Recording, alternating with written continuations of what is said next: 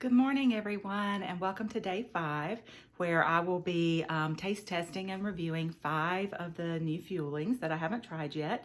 So this morning, before I got dressed and video presentable, I had my tea and I had the raisin oatmeal bar. And so I'll show that here.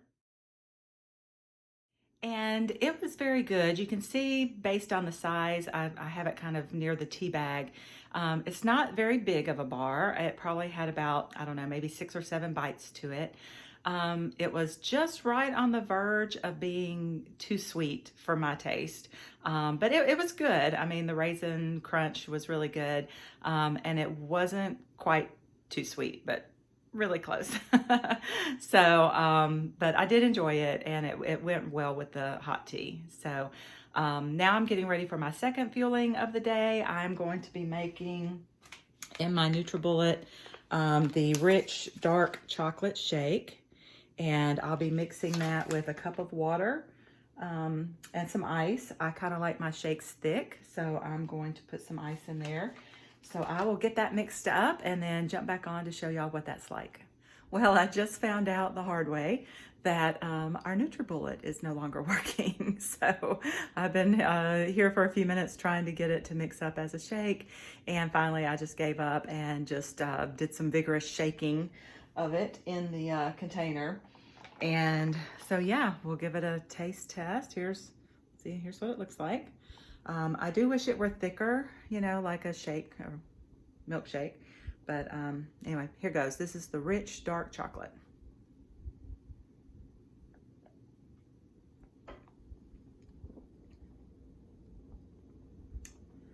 That's really good.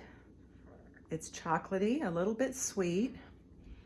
It does not have the heavy aftertaste, the protein shake aftertaste that I've experienced with a lot of past protein shakes I've tried.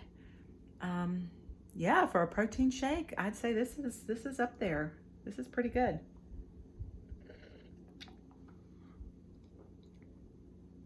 Yeah, thumbs up. I'm going to finish this shake, and maybe tomorrow I'll try it in coffee mocha. But yeah, this is good. I'll be back later for my third fueling taste test. I thought I would share with y'all a little bit of scenery from the farm. So Albert and his brother, gosh, probably about 30 years ago, went in together and purchased about 16 acres between the two of them. Most of it's just wooded, and it's beautiful. And so one of the nice things on the weekends is to come out here and spend some time walking our 2 dogs. And so there's lots of room to walk, both on the roads, the driveway roads, as well as Albert has cleared out some different hiking trails for us. And I'll show you one of those in a minute. So here's one of the trails that Albert has cleared out for us. It goes up and up over the ridge to the right and circles back around and puts us out pretty near the house. It's probably a good 10 or 15 minute hike over this trail. Pardon the chainsaw noises in the background. Our neighbors, lots of people are chopping wood. It's cloudy and overcast today, but warmer. But after this moves through tonight, we're supposed to have temperatures below freezing for the next 3 or 4 nights. So people are chopping wood. Country living.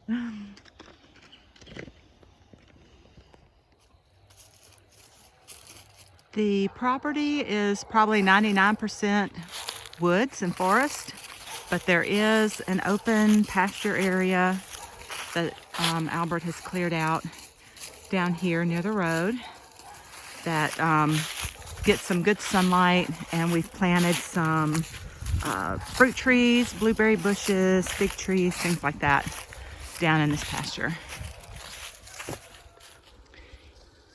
And there's also a nice little creek that runs throughout the whole property from end to end down here near the pasture.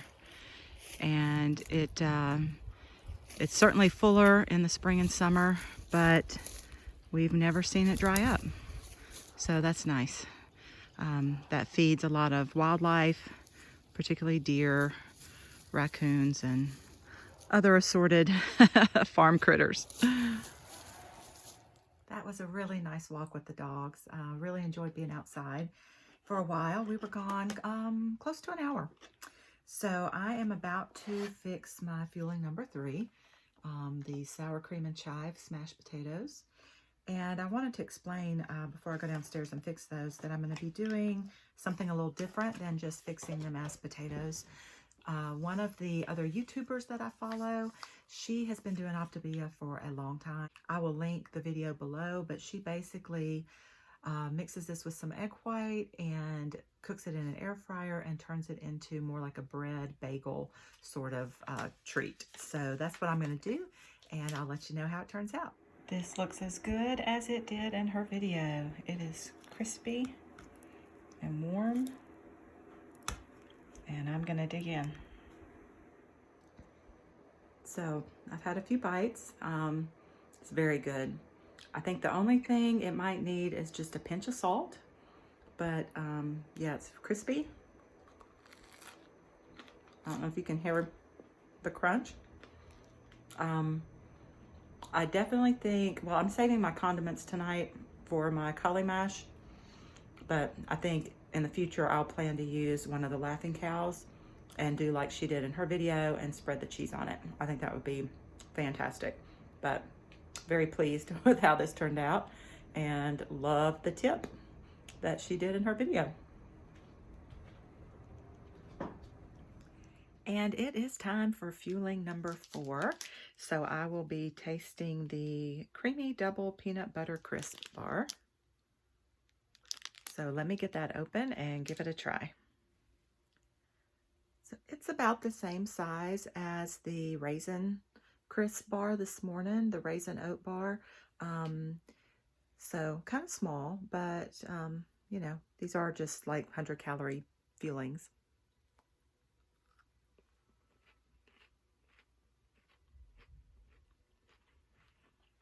Definitely peanut butter. Yeah, I mean, it really is just like a peanut butter crispy, crispy peanut butter, crunchy peanut butter. It's good. I do wish it had some chocolate chips in it, or maybe a chocolate coating on it, but this is purely just peanut butter bar, and it's it lives up to its name. It's good. Starting to prep for dinner tonight. We were going to grill out a pork loin and have some chicken tenders that need to be cooked, but it has turned cold and windy and just that damp, cold feeling out there. So I think rather than grill, since the air fryer already, I did that smashed potato / bagel in it, so I'm gonna have to wash the air fryer tonight anyway. So I think since it's out, I'm just gonna go ahead and do these chicken tenders and the pork loin in the air fryer. And I've done chicken in the air fryer before, but I've never done a pork loin. So I had to actually Google to see, you know, what temperature and how long I should expect to cook that. But I think that's just what I'm gonna do. I'll flip you around here and let you see what I'm starting to meal prep. So here are the chicken tenders and the pork loin. This came out of my last Butcher Box delivery.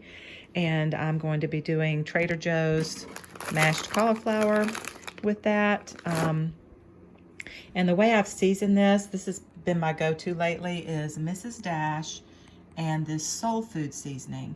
And this is new. I found this during lockdown. I had to go into Dollar General store one day. I was out of my Mrs. Dash and I saw that soul food seasoning, and that is what I've been using now for months, practically, to season almost everything.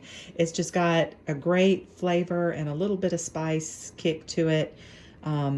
Just very good. And we've put it on beef, pork, chicken, eggs, vegetables. It goes on everything, and it's delicious. So if you have a Dollar General near you, try out their soul food seasoning. I will be wrapping up this day of eating with the chocolate chip cookie. I was very surprised at how many chocolate chips were in there. I was expecting it to be like maybe 4 or 6, but there were well over a dozen dozen chips. I added more water and cooked it a little less time than it said, so it is a little bit gooier, I guess, chewier, gooier than maybe what you would prefer. So let me taste it.